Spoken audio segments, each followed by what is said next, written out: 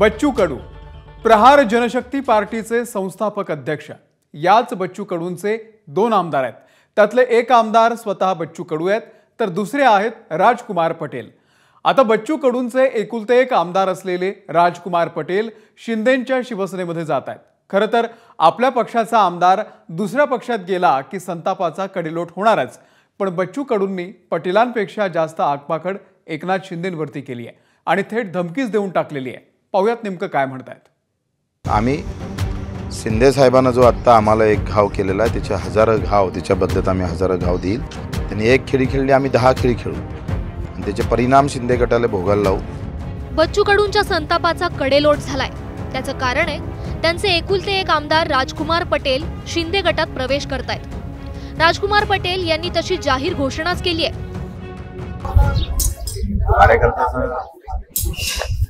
कार्यकर्त्यांना विश्वास देऊन जो निर्णय घेतलेला आहे, 7 तारखेला एकनाथ शिंदे साहेबांच्या नेतृत्वात शिवसेनेमध्ये प्रवेश केला। राजकुमार पटेल हे बच्चू कडूंच्या प्रहार पक्षाचे विद्यमान आमदार आहेत। 1995 ला मेळघाट मधून बसपाच्या तिकिटावर ते पराभूत झाले।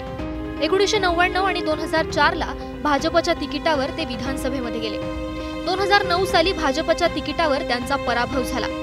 2014 ला राष्ट्रवादीच्या तिकिटावर त्यांचा पराभव झाला। 2019 साली बच्चू कडूंच्या प्रहारकडून ते विजयी झाले। महायुती सोडण्याच्या बच्चू कडूंच्या निर्णयावर राजकुमार पटेल यांची नाराजी होती। बच्चू कडू तिसऱ्या आघाडीत गेल्यापासून पटेलांची चलबिचल सुरू होती। राजकुमार पटेल येत्या 10 ऑक्टोबरला म्हणजेच दसऱ्याच्या 2 दिवस आधी पक्षांतराचं सीमोल्लंघन करतायत। मात्र यावरून बच्चू कडू यांनी संतापाची शाब्दिक शस्त्र उगारली आहेत आणि राजकुमार पटेलांपेक्षा बच्चू कडूंनी नेम धरलाय तो मुख्यमंत्री एकनाथ शिंदेंवर।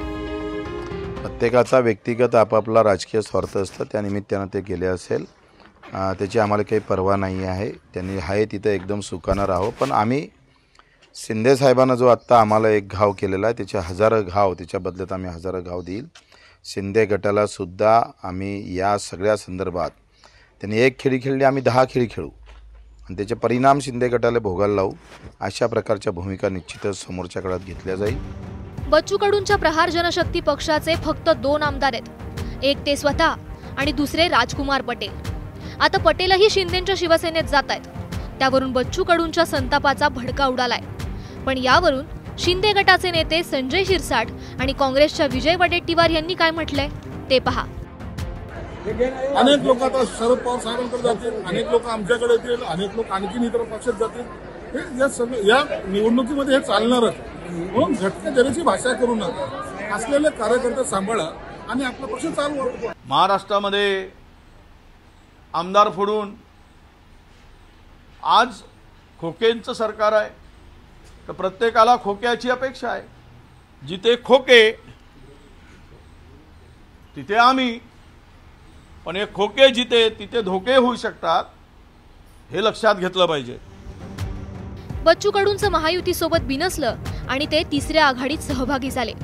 तिसरी आघाडी महाराष्ट्रात 288 जागा लढवण्यासाठी चाचपणी करते।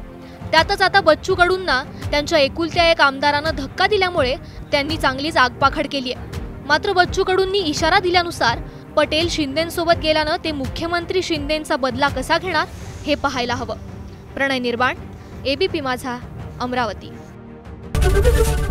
एबीपी माझा, उघडा डोळे बघा नीट।